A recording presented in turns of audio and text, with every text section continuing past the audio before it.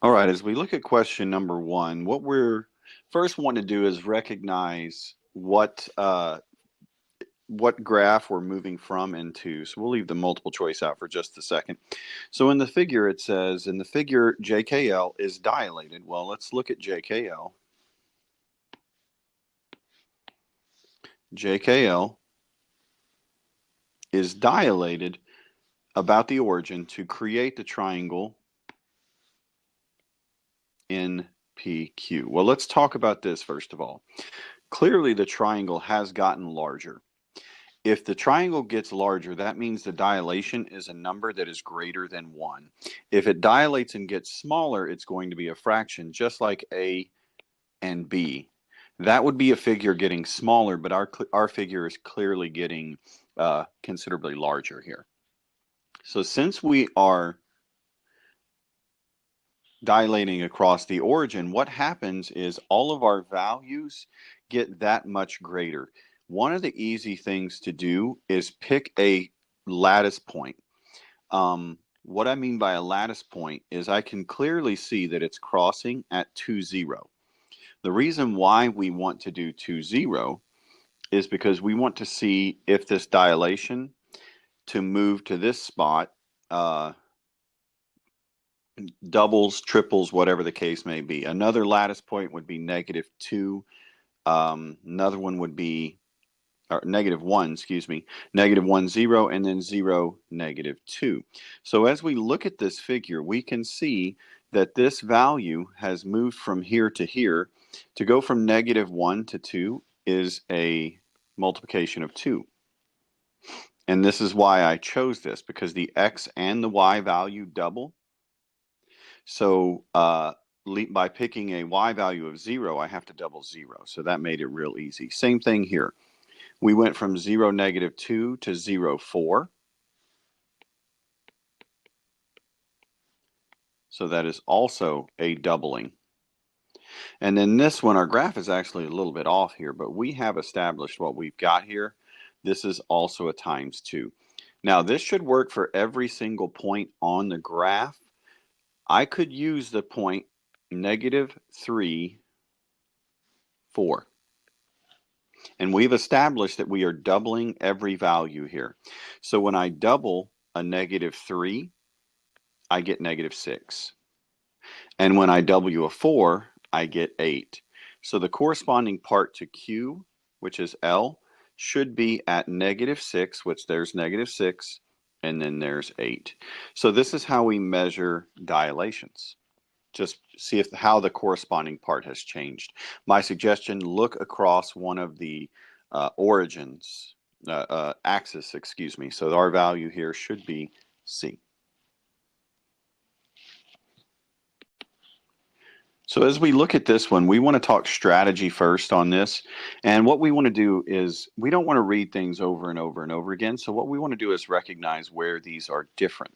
So let's take a look and read carefully the first one. It says triangle EFG is congruent to XYZ because the side lengths of the triangle are preserved after dilation. Now, if we look at letter B, they're exactly the same thing, except for one small detail. It says EFG is similar to the triangle because the side lengths of the triangle are preserved after dilation. So we're going to recognize, okay, the difference is, are they similar or are they congruent? And then we read the next sentence, the same thing. EFG is congruent to XYB because the angles on this one of the triangles are preserved after dilation. So we need to recognize that the next question is talking about the angles, where the first two are talking about the sides. And then as we read the other one, we see that we have the similar statement as well, as opposed to congruent. And on this one, we're also talking about angles. So when we do these, let's not look for the answer. Let's just disprove answers.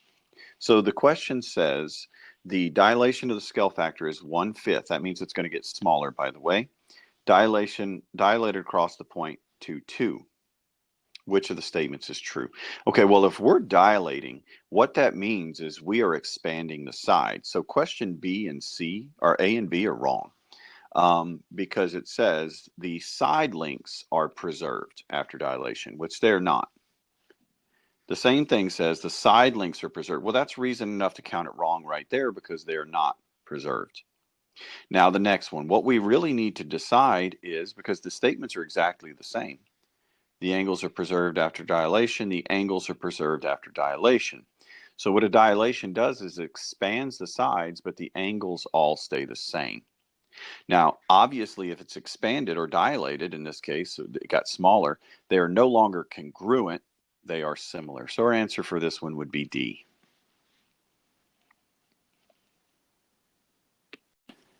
So we look at number 3. One thing I want to make sure I emphasize to you is read the congruent statement and make sure the corresponding parts we're comparing what we're supposed to compare to. We won't worry about multiple choice just for a second. So here's what I mean. Don't go based on the I, go based on the congruent statement. So this says triangle RST is congruent to MNP. So R corresponds with M. S corresponds with N, and T corresponds with P. So we got to make sure that our sides correspond together as we look at these. Don't just go based on how it looks. Trust the congruent statement. Trust this congruent statement more than your eye. What I mean by that is if the congruent statement says something, but the picture is clearly not matching what it says, don't go based on the visual, go based on the congruent statement. So here's what we're going to do first of all. We need to find our value of xy. What we're looking for is the perimeter of RST. Now, it could have said either triangle because they told us these triangles are congruent, and congruent triangles have all equal angles and all equal sides. So let's take a look at this. I'm going to compare corresponding sides. I'm actually going to start with RT, because RT is just the 3x. Well, if I look at my congruent statement, RT is the first and third, MP is the first and third, so it's going to be equal to MP. So when we set this up, RT has a value of 3x, and PM or MP has a value of 24. So there's our equation. We divide both sides by 3, and x equals 8.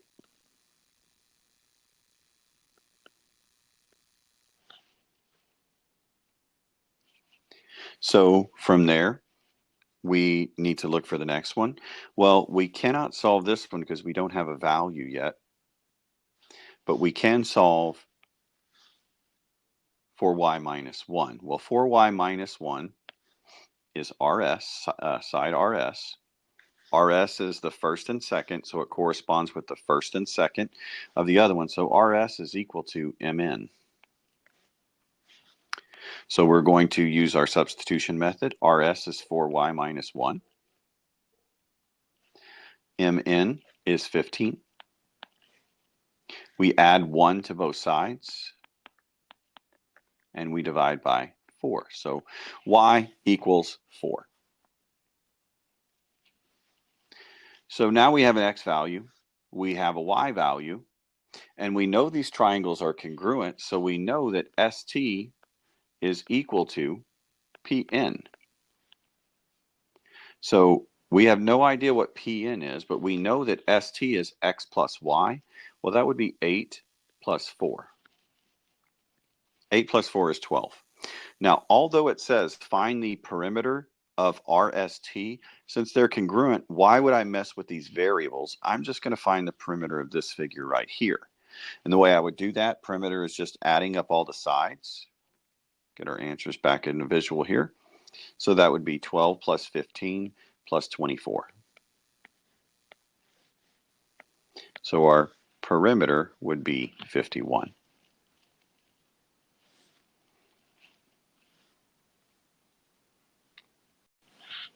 So as we look at this example, it says consider the triangles, and look at this. It says UVW, one on the left, is similar, not congruent. So we don't know that these sides are equal, but the similarity statement also has to be congruent. What I mean is U first in the left side needs to correspond with t first in the other equation. V is second, R is second. And they're the right angles, so that's pretty easy to spot. And then lastly, W is equal to W. Notice I'm saying equal because on a similar figure, the angles are equal. It's the sides that are not equal. So all of these angles should be equal to one another. And what we're asked to do is establish which of these trig ratios are true. Well, let's first do this. Let's first establish what our third side to our triangle here is on the left. We have a side of 5, and we had a side of 12. So 5 squared plus 12 squared would equal our hypotenuse squared. This would be 25 plus 144. This is actually one of the triangles that I have memorized, the 5, 12, 13. I'm not sure why it sticks with me, but it does. But when I square root both of these sides, I learned that the hypotenuse is 13.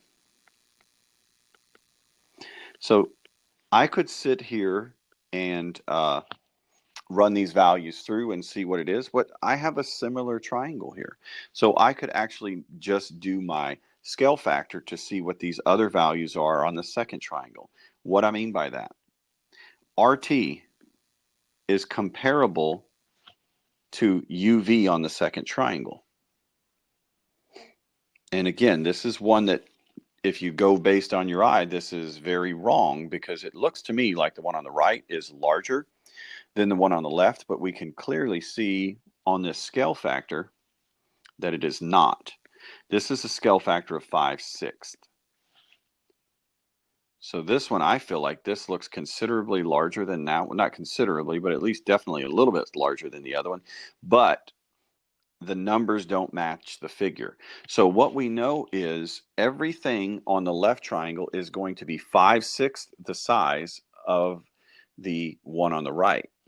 So if I wanted to find side 13 here, I could do 13 times 5/6, and I would get a value. And if I wanted to find the side 5, I would do 5 times 5/6 because that's how scale factors work. But let's look at the answers before we go to too much trouble and make sure we're not wasting any time.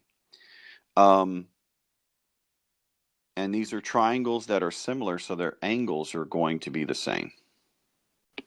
So since we are talking about the angles, we will not need to make these conversions. Actually, all we need to do is see what correlates with what. So when this says S is the blue triangle, or the blue angle that I've got marked here. And according to this, it says the sine of S is equal to 13 over 12. All right, let's discount these right off the bat.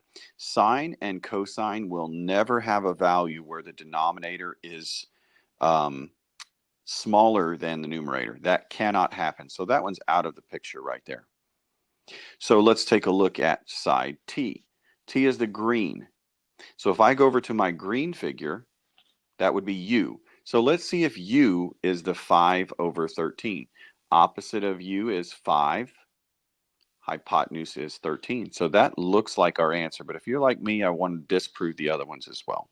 It's not the ACT, so you have time to do this. So go for it. So let's see. Angle S is essentially angle W. Not essentially, it is angle W because they are similar figures. So this one says tangent of S, which is W, is 5 over 12. Well, opposite of W, because remember tangent is opposite over adjacent. Opposite of W is 12. They're saying it's 5. It's definitely not that. No need to check the other ones. As soon as I disprove it, it's wrong. Now the last question, it says T. Okay, well T is U on the other figure. And it says tangent. Well, that tangent would be opposite, which is 5. Not there. So that not only did I prove that B is the correct answer, I've also disproven the other two. You cannot do this with sides because these are similar triangles, but you can do it with angles. By the way, if you would have made these conversions, it would have worked, but you would have had to do some adjusting of the fractions. So let's take a look at this question right here. This is a tricky one. We didn't actually cover these, so I'm going to just briefly give you these. The cosine angles are equal to the sine angles when they are complementary angles. That means they add up to 90 degrees. So we've got a couple of ways we can do this. We have multiple choice. So one option we could have is to plug in the values and see when we plug these in, which one of these pairs add up to 90 degrees. The other option we could do is we could take our values, 6x minus 15, plus 9x, because I just told you they need to be complementary. Remember, that means to add up and be 90 degrees. So we could also do it this way. Like terms between 6 and 9 was 15. We will then add 15 to the other side, which is 105. And then we divide by 15, excuse me, we want x. So we will divide by 15. 105 divided by 15, x equals 7. If you were to have plugged in these values, you would have eventually learned, okay, which one of these add up to 90 degrees, because that's when you have equal sine and cosine values. All right, question number 6. Get one of our law of sine or cosine. We'll have to decide which one. So this could be a right triangle, but we do not have proof that it is a right triangle, so we cannot go under an assumption. We have 70 degrees right here. Who knows what the other two? Well, that might look like 90, but again, if you don't know, then you cannot assume. All right, so since it's not a right triangle, we cannot use our right triangle trig. We're going to have to do a law of sine or a law of cosine. Remember, the type of triangle we have dictates that. So we have a side, we have an angle, and we have a side. And that side is between the two angles. So we have a side angle side relationship. So if we have side angle side, we are going to have to use the law of cosine. Remember, law of cosine is side angle side and side side side.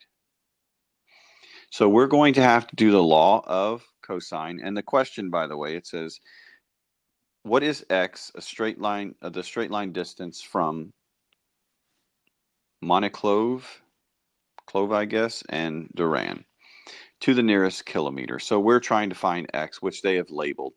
So remember, the angle in the cosine ratio always dictates which cosine we're going to use. So we are going to take cos of the 70-degree angle. And this is going to be equal to the opposite side squared. At this point, the rest of it just kind of falls together. 160 squared plus 450 squared. And again, these are ones that the order doesn't matter a whole lot. Just as long as you have your minus 2 here, times 160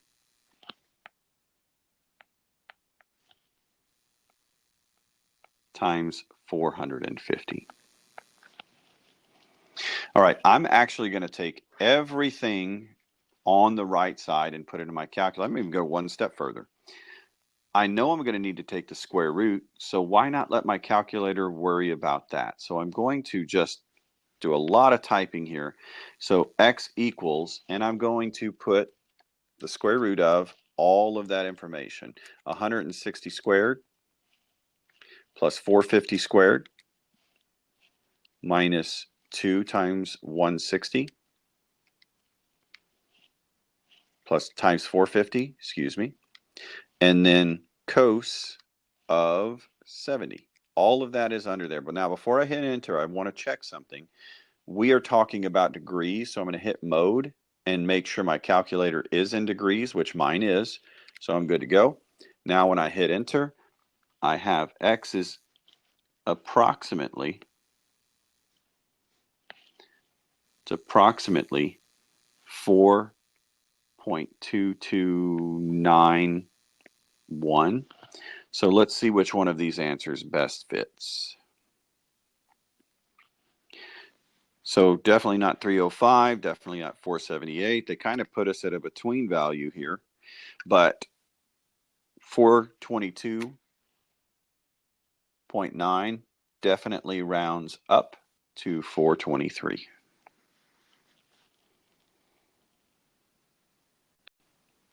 Just a real brief breakdown of this, since something to make you think. Since this is 450 and this side is 423, remember this angle's 70, this angle's got to be bigger than it. Larger angles have larger opposite sides. So on these questions, we definitely need to illustrate. So what it says the gardener stands 30 feet away from a tree. Here's our lovely tree right there. A gardener stands 30 feet away from this tree. So that's going to be 30. We'll put them somewhere on there. Making an angle elevation from the top of the gardener's head. So we'll put the gardener right here. He's 30 feet away. We'll do a little stickman gardener here. So he's right there. There's his head. Real long-legged gardener here. And it says it's a 42-degree angle of elevation. Well, from the top of his head, by the way. So we're going based on this line, which is parallel to the bottom, and it's an angle of elevation to the top of this tree of 42 degrees. So we create ourselves a triangle that looks like this. And the nice thing is we've created ourselves a right triangle, so we should be able to use our trig values. Well, if the side of this triangle is 35 feet lower, then it's going to be 30 here as well. Also says the gardener is 5 feet tall. So we got to keep that into consideration. Now we ask, how tall is the tree? Well, the part we're missing is this section right here on the triangle. We are given this angle. So this side here is opposite of the angle we know, and 30 is adjacent.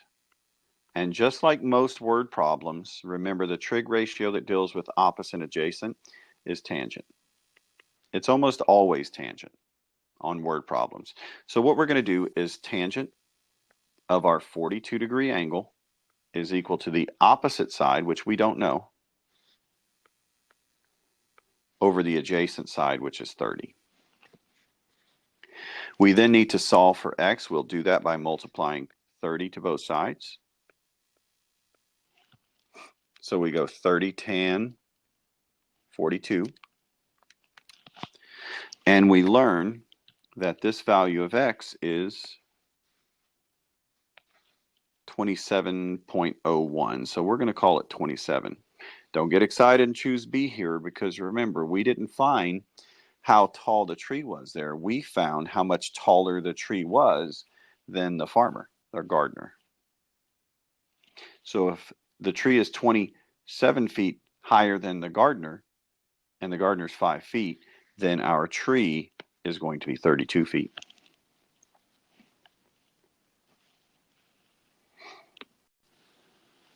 Now in this particular example, we're given a triangle and we're given 3 coordinates, and we want the approximate perimeter. Looking at this one, just by eyeballing it, I would almost think that with these answers being so far from one another, you could probably graph this thing and do a horizontal measurement and get a pretty good estimate on this answer. So here's a coordinate plane. Let's go ahead and plot our points. We have a point at -5, 6, which is here. We have a point at 0, -6. And we have a point at 3, -2. So we've got this fancy looking triangle right here. I think it's safe to say that we are clearly at a perimeter higher than 6.3 units. But what we can also do is we can use Pythagorean's theorem. We can turn all of these triangles into a hypotenuse of a right triangle. So all I've got to do is drop vertical lines and horizontal lines. So we'll figure out what this triangle is. We'll do this one in yellow. It's over 1, 2, 3, 4, 5. So it has a side of 5 over here, and it has a side of 1, 2, 3, 4, 5, 6, 7, 8, 9, 10, 11, 12. That's my favorite number. I know this one is actually 13, but you guys don't have it memorized, so we'll do it the right way. So let's see. We'll do this one yellow. 5 squared plus 12 squared is going to give our hypotenuse. And this is a little bit longer question, by the way. So this would be 25 plus 144 would be 169. And this side would be 13. So this larger side is 13 on the nose. So 6 is officially out. Really, 17.9 is all but out because we only have another couple of units to pass that one. So let's do this one in a different color. We'll call this one the green triangle. So we're just going to drop a horizontal line and a vertical line. This has a side of 1, 2, 3. This one has a side of 1, 2, 3, 4. So I also know this. This is a 3, 4, 5 triangle. I know this side is going to be 5. But we can also check this in case you don't have these memorized. Leg squared plus leg squared equals our hypotenuse squared. I just gave the answer, but it's okay. Hypotenuse squared. So this would be 9 plus 16 equals the hypotenuse squared. So this would be 25 is our hypotenuse. So there we go. So we're at 18, so we've definitely passed this one. So it's just a matter of this other side. Now, if we look at this other side, we actually are done with this question. Because remember, the two smaller sides of the triangle have to add up to be the larger one. And right now, our two sides add up to 18. So in order for this one to be correct, the third side would have to be 21.6, which is bigger than the other two sides. So this answer is actually wrong. But let's just assume that we don't have that knowledge with us right now. That's okay. We're going to go up. Create a triangle. We'll call it, this one's the red triangle. And we've created a hypotenuse of the third side. This is up 1, 2, 3, 4, 5, 6, 7, 8. So we have a side of 8. This side is 6. The other one's 10, by the way. So we go over 1, 2, 3, 4, 5, 6, 7, 8. Let me double count. Let me double check that. 1, 2, 3, 4, 5, 6, 7, 8. 1, 2, 3, 4, 5, 6, 7, 8. So it doesn't look like a 45, 45, 90, but I think it's because the coordinate planes I chose is not perfect squares. If you look, they look like rectangles, but that's okay. So that means we have a 45, 45, 90. You are welcome to do Pythagorean's theorem to get this answer. I'm not, because I've memorized my 45, 45, 90 triangles, and remember, it is just the sides times the square root of 2. So 18 plus 5.5, or 13 plus 5.5 is 18, plus 8 square root of 2. Put this in my calculator, and I get the answer 29.3, which is C, our choice.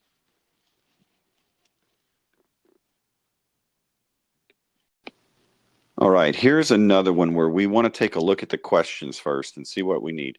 This is a proof. Don't just immediately discount these. See what we've got. So let's just read.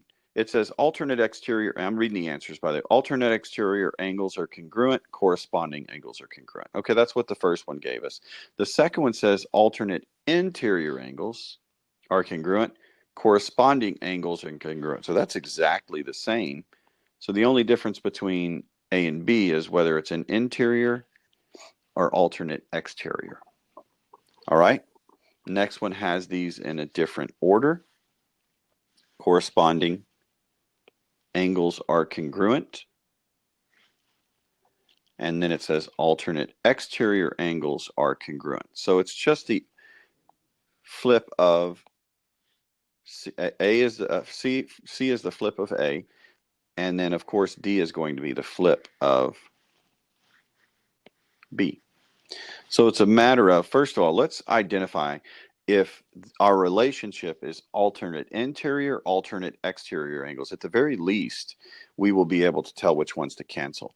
So here's what I'm going to do. We're going to look back at the figure and see what they're talking about. So let's look at line 2. It says 1 and 5.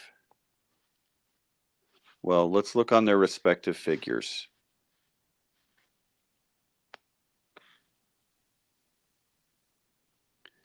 One is right here, and 5 is right there. It tells us that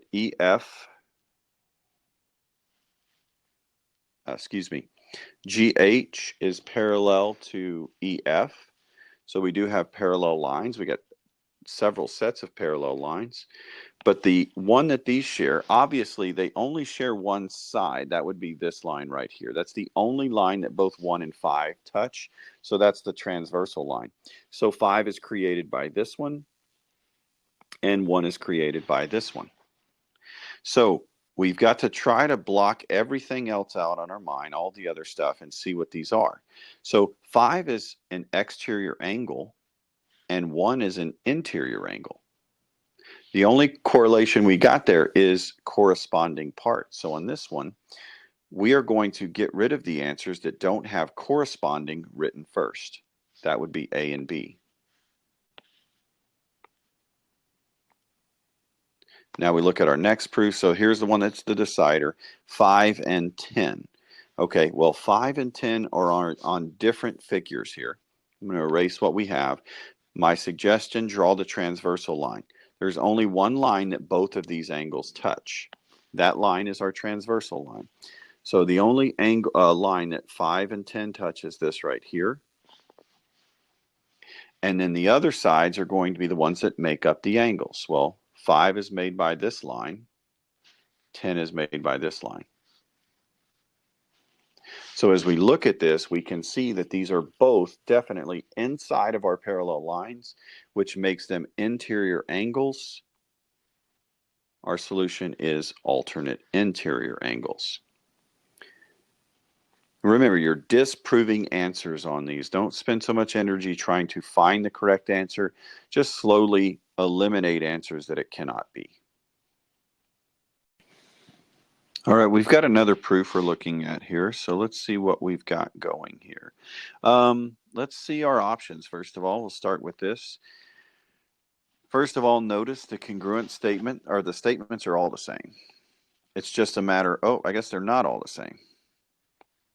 The first two say JKI, the second two say HKI. So we do have a little bit of a discrepancy there.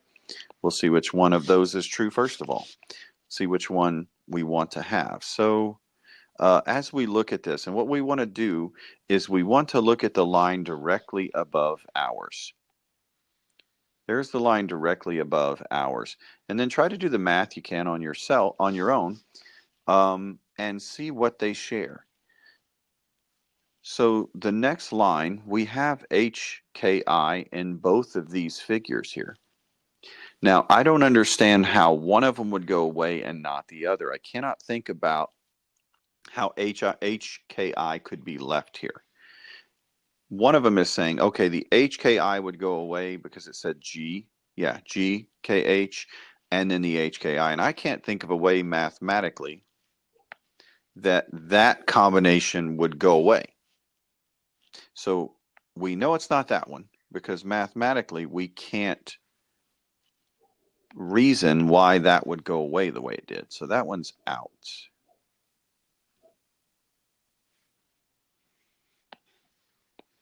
And so is this one, really. Because how would adding something get this away? So now we've got to look at is the reasoning, the commutative property. When you think about commutative, think about commute, to move something. Something was moved. It's still there. It's just moved to a new location. And then the other one is the subtraction property. And you guys know what the subtraction property means. You took something away from both sides, the equal amount. So let's see. The commutative property means something was moved. Well, we had 4 terms in line 4, and now we only have 2. So things weren't moved. Something was manipulated. And in this case, we're actually down to one answer, that's subtraction. But let's prove that this works. So the parts that are gone, we have GH, GKH, GKH,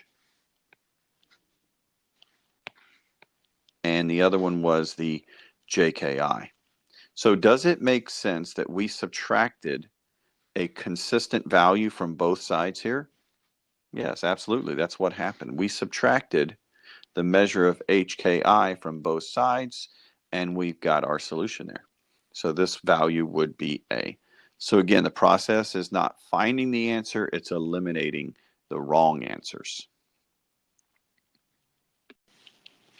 All right, as we look at this one, this is one I'm really going to want you guys to transfer your values over and picture over and just label what you have, and then we'll see what makes sense. So let's just look at the figure first of all. It says tangent of a 46-degree angle is 9 over k plus 4. Well, that means we went from a 46-degree angle. And remember, tangent is opposite over adjacent. So here's the 9. What is the angle that is opposite of 9? That would be the angle Z over here. So what we know is angle Z has a measure of 46 degrees. Well, we also know, excuse me, we also know that this is a right triangle. So if that is 46 degrees, the other part is going to be the complement to that. Remember, complementary angles are angles that add up to 90 degrees. So if this angle is 46 degrees, angle X is going to be 44 degrees.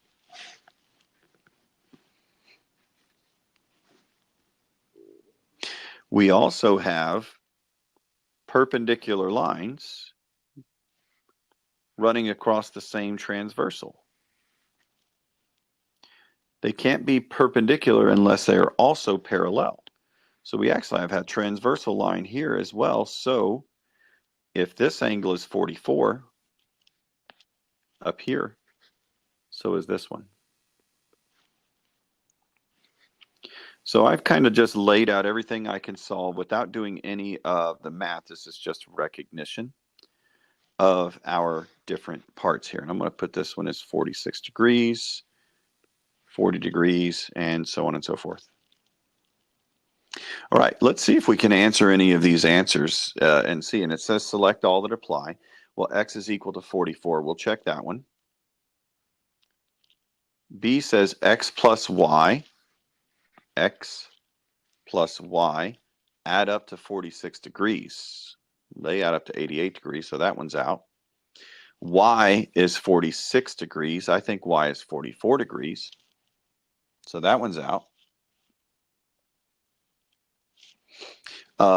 Y plus Z is 90 degrees.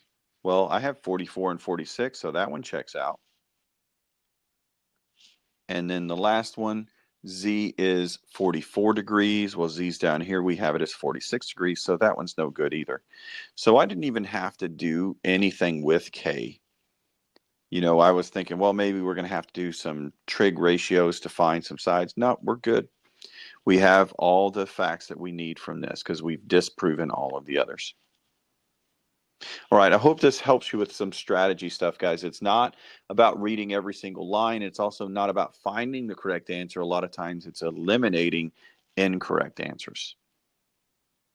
All right, good luck when we move on to the benchmark on Monday.